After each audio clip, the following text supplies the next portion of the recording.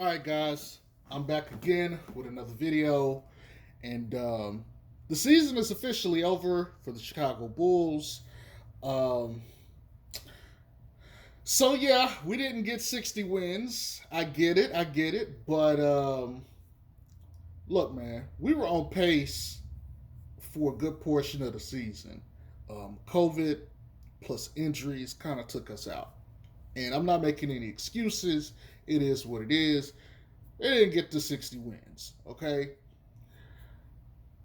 But this season left something to build on, considering the Chicago Bulls had not been in the playoffs since like 2017. And for them to even be able to get there comfortably, I would say at that, because I know people are going to be like, well, they're like a game or two out from being a playing team. I get it. But they got in as a six seed, okay? Understand something. This team was like I think what was an 11 seed last year. So essentially, they jumped five seeds over the course of 1 year, and that's despite you got players missing like major time. We're talking 25 plus games out of like at least three players, three starter level players. Talking like Caruso, Zoe, and Pat Will. Like for them to even have gotten that is impressive. And so I want to start this by giving Acme a for this year. Now I get it. I've been on the let's see what Acme really can do before we give them all this kudos. I get it, but their goal this year was to get the guys into the playoffs to get them playoff experience. While Zoe won't get that experience because he's out hurt, Zach Levine will. Derek Jones, not Caruso, Io, Pat, all of those guys will play and will get playoff experience. That is very crucial for this team going on the next couple years, but especially for next year. So since the goal was actually just for them to get into the playoffs and kind of see, what the team looked like, I would say that they accomplished their goal. So I don't see why they couldn't get an A for that. Now there's my personal grievances with other things going on within the year, as far as like the trade deadline and stuff. That's a separate issue. Um, but as far as just the year in general, I think they deserve an A for getting through all of that. Now let's talk about the team. Um, and if you've been listening to me, talk shit, you will know that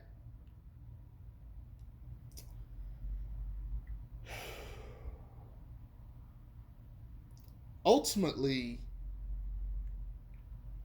I'm over the season.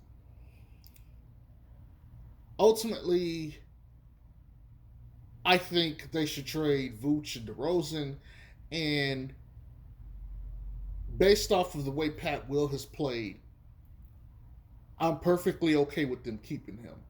But my stance on Pat Will still has not changed in that if you're going to trade him, it needs to be for a young, decent, up and coming player, someone like let me not say, well, I guess you could say Scotty Barnes, even though he's kind of younger than what I would like.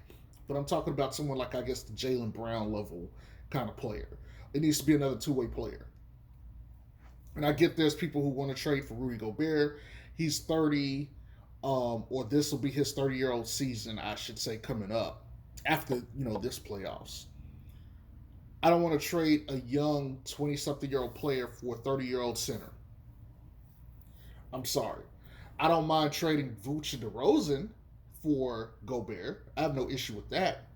But I couldn't do that for Pat. Speaking of Pat, look, I know he scored 35 last night, and you tip your hat off to him, and I definitely have shown him love for that. But let me be real.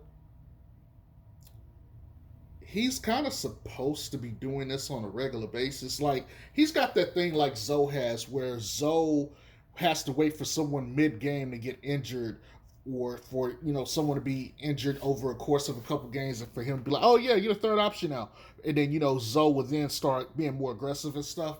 That's kind of how Pat is. The only difference with Pat is I think Pat is trying to show respect to the other guys because he's not DeMar, he's not Vooch, he's not Zach LaVine.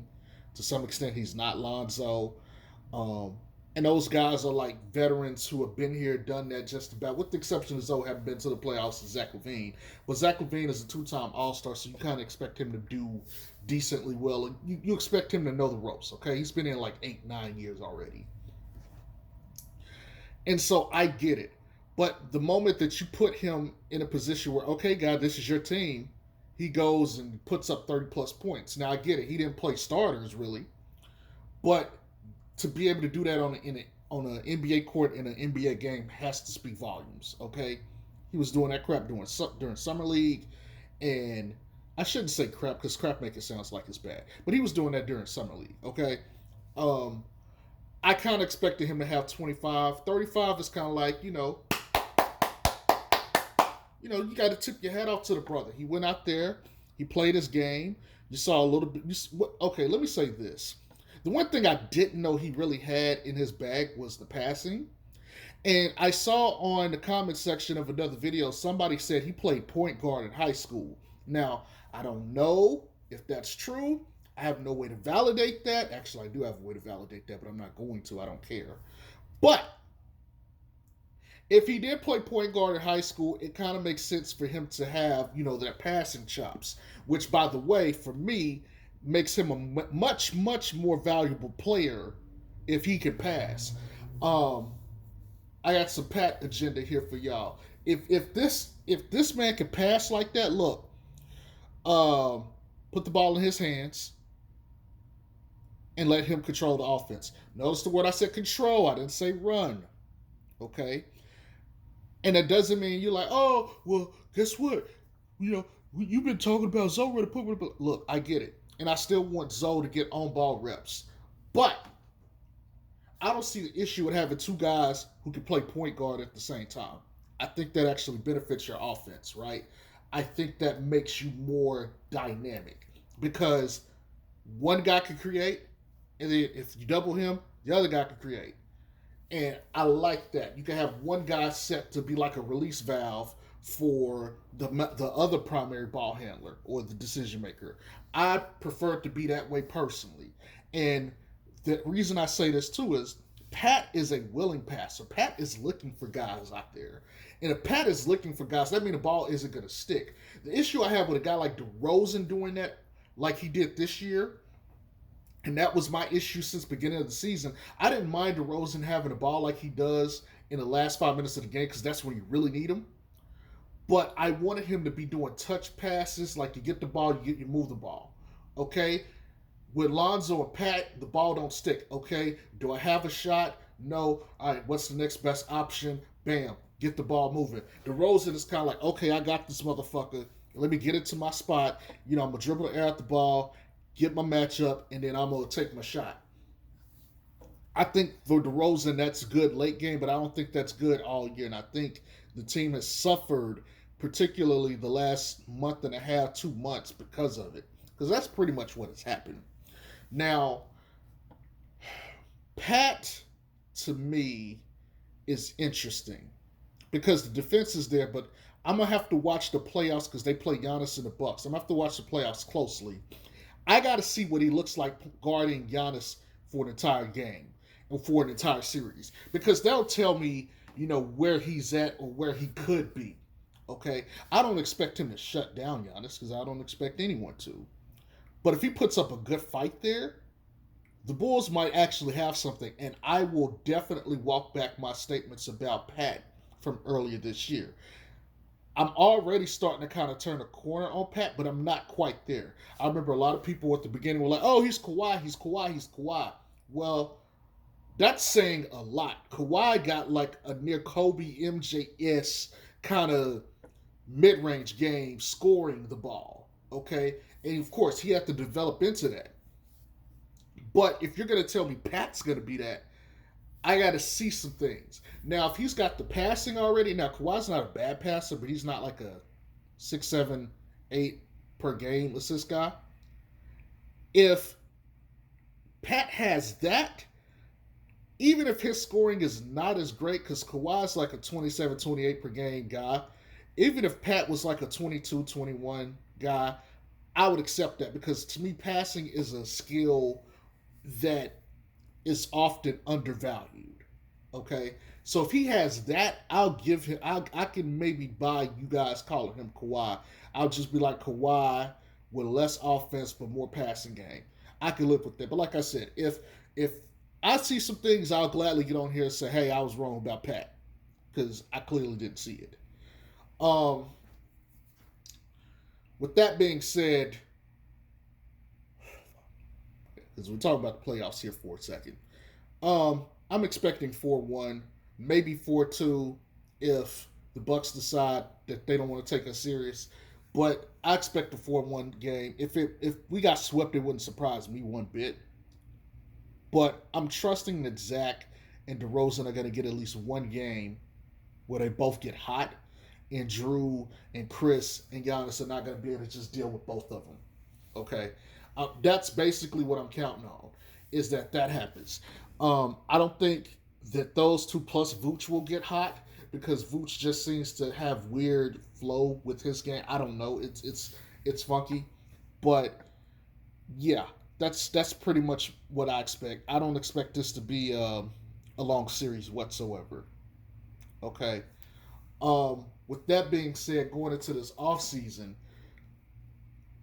look, you guys know the drill. You know what the issues are with this team. They're going to get more so exposed in the playoffs than anything else. It is what it is. I'm not going to beat that dead horse. If you're new to the channel, just probably watch any of my last 5 videos. I've been ranting and raving about the things that this team needed to change, and I've been ranting and raving since before the season started. And I hope that I don't have to go down this rabbit hole with this team next season doing this. Maybe they have different issues. I don't know. But as it stands, it's not worth me talking about. Okay, you guys know how I feel. Um, I will say there's going to be some intriguing options out here. I don't think anything like breaking, like anything major, unless somebody magically becomes available. Um, but I think the following year is where you got to keep your eyes on for free agents because you got Nikola Jokic, and that'll all be determined this offseason by if he signs that extension or not. Another one to keep your eye on is probably Zion. Now, I'm not saying Zion's coming to Chicago, but if he decides he wants out and he wants to go to New York, there could be a lot of power plays because that could set up a domino effect. Zion goes to New York, instantly gets the Pels more assets. They're already going to get the Lakers pick from this year, and that could flip into a bunch of other stuff. We could have a massive bidding war. Maybe Dame decides he wants to go to New York, and so there'll be, you could end up with something like Dame, Zion, in a weird way. Frank Vogel got fired. They're not bringing back Alvin Gentry for the Kings. As far as like interim coaching, there's rumors though, however, that the Lakers are looking to possibly trade Russ to Charlotte because Charlotte's interested. And today, Indiana came out and is one of the target places that they may want to send him to. Also been hearing chirping that Nick Nurse may want to go coach in the Lakers or on the Lakers. I don't really know what to feel about that. The Lakers are a mess, and they don't really have much in terms of assets. So it's going to be interesting to see what happens with them.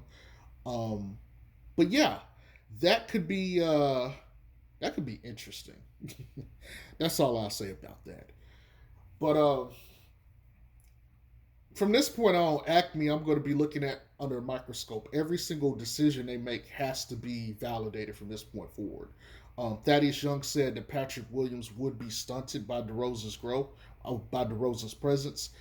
Granted, he didn't play all year, but you can kind of see Pat will probably need to have the ball in his hands a lot more and not stand in the corner because DeRozan has the ball all damn game. But I digress. Um, Here's the other thing too. Let's talk Zoe real quick because Zoe um, is obviously out, and he probably won't play in the playoffs at all. Even if they were to make like the conference finals, I don't think he'll be able to play. Okay, so I'm just gonna let's just end the Zoe talk for the rest of the year. He's done. Okay, Zoe has to do something about the leg injuries. His other injuries are fine. He can deal with like the hip flexor, the elbow, the shoulder stuff. That's not a problem. The leg issues, look, he's got to figure this out because th- there's no excuse for him only playing 35 games this season. And I get it. He had to have the surgery to repair his knee, and he also had the bone bruise, and all of that together is that's what basically stopped him from recovering. Okay, there's a lack of blood flow into the area, which means slowed healing. All of that together is not a good. It's not a good time. So he's just basically going to have to rehab all off season. Hopefully, it doesn't take all off season. He can resume basketball activities maybe in June, July, or something. I don't know, but he's got to do something, man. He's got to be able to stay on that court.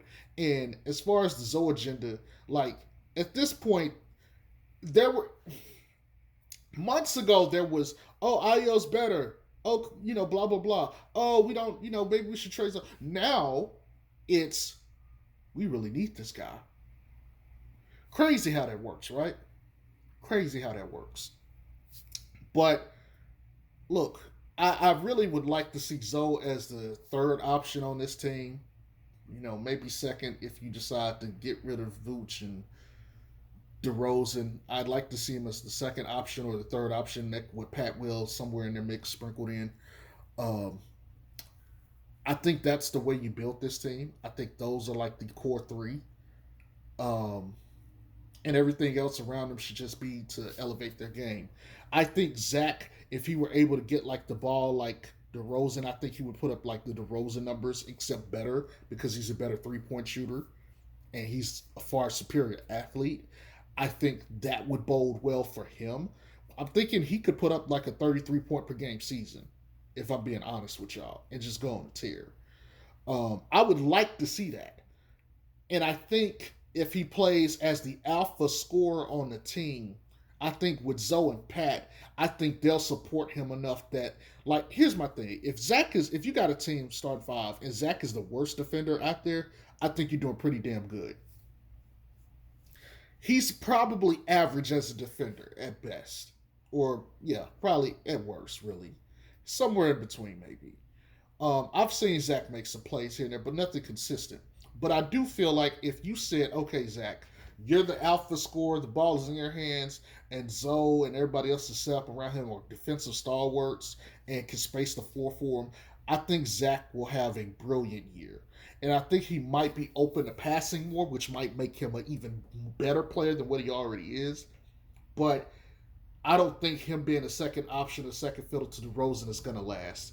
Something's got to give. Speaking of which, he's up for his extension this offseason. I fully expect him to get the max. I'm not sure if he'll get the super max because the last couple months with the knee injury, I think really may have hurt his case. However,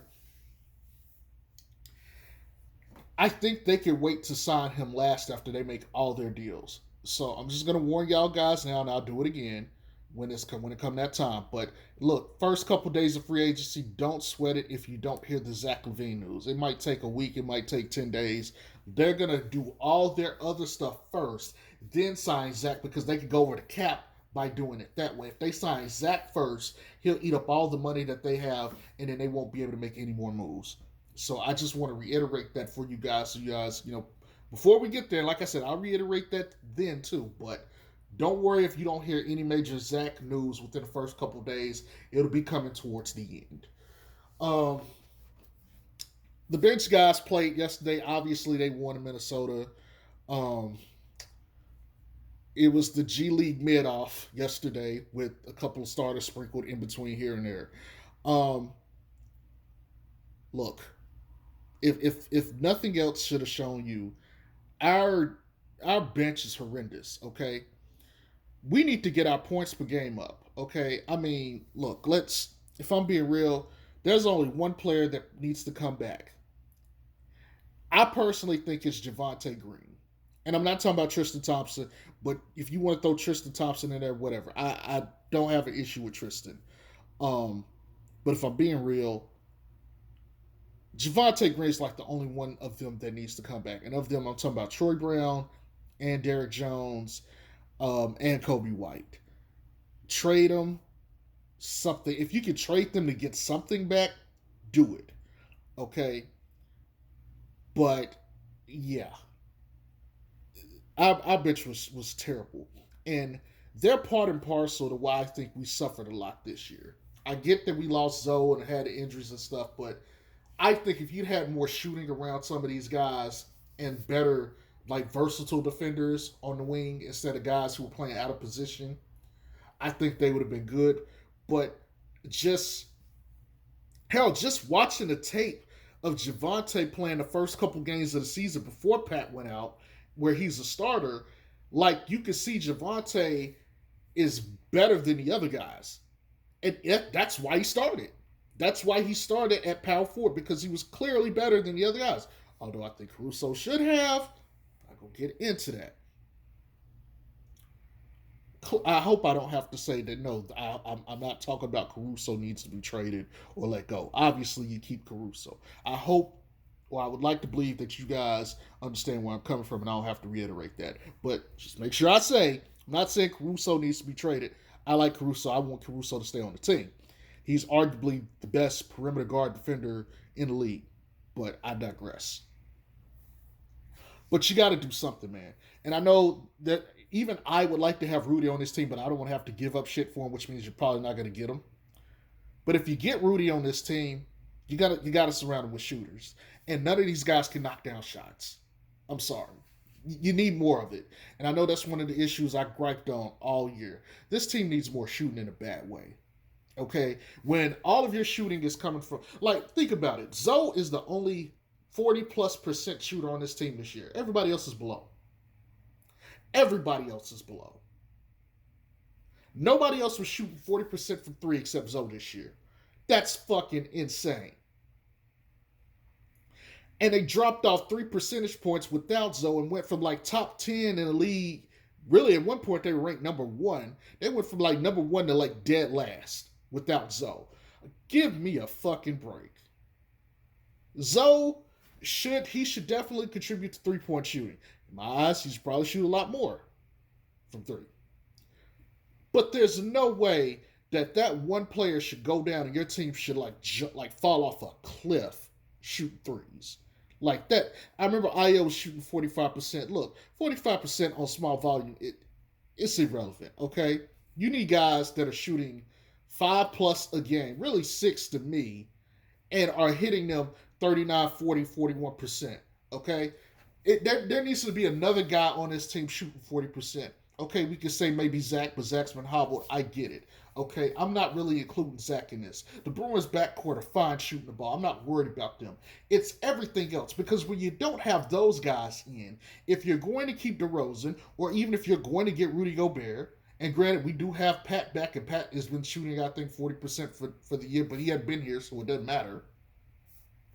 You need more, because all of those guys are the starters. If we run it back next year, if you're going to pull DeRozan to the bench first, and you're only going to bring him back in with like Caruso, Ayo, Zoe, and like Tristan or something like that, which is likely some Billy Donovan-esque shit, which he might need to go, to be honest. But if you're going to do that, you're losing, Zoe, basically you're going to force Zoe into a position where he can't use the other parts of his game. On top of the fact, if Zoe goes down, you don't have any other shooting from other places. You need guys that are competent shooters, so you can rest Zoe, so you can rest Zach, and you can rest Pat, and you don't have to like constantly keep these guys in the game and wear them out, which rack up fatigue and rack up injuries. You need these guys to be able to get good, consistent breaks and not overdo it. I think that was part of the problem, especially when you got Zoe out here guarding power forwards during games. It's unfucking real. By the way, everybody that seemingly had to guard power forwards as a guard, Caruso, Zoe, DJ, all those guys got hurt. Zach LaVine. Literally, all of those guys got hurt. Go get some fucking size. Oh, by the way, I think the pick that we're supposed to get this year is supposed to be like number 18. Well, I think we got, well, no, we don't get Portland's pick. Yeah, that one didn't confirm. But pick number 18, unless you get a senior or a junior, like, because that's what Io was. Io was a junior, basically. Unless you get like someone 22 years old, and they got like they're built like a Pascal or something, or Obi Toppin, trade the pick. Like, for real, we have no need for that pick at this point. Especially if they're trying to win, trade the fucking pick. If you can't get the guy there that you want, trade the pick. Go get more assets. Please. But don't keep the pick and use it against somebody that really isn't going to help us win. Okay? I'm just being real. Preferably, we need someone who can play between the 3 to 4 to 5. A power forward who can keep up with faster players, even if they can't guard one. And someone who's strong enough and tall enough to be able to bang with the big bodies and be great on help side defense. Because I don't want Pat playing power forward his entire life. He really needs to be the 3. But anyway, I know it's kind of been like a jumbled up ramble and I'm just like spewing off at the mouth. But I just got to keep it real, man. You know, it's, and I got a lot more to say, but, you know, I'm in a time crunch today. Got a lot of stuff going on in my life. So, I'll be back to give you guys some more, but this is all I just want to touch on the major stuff that's going on before the playoffs start. And I'll be back to give you guys my takes on the playoffs and everything, especially after the play-in stuff is over with. But anyway, I hope y'all have a good one. Peace.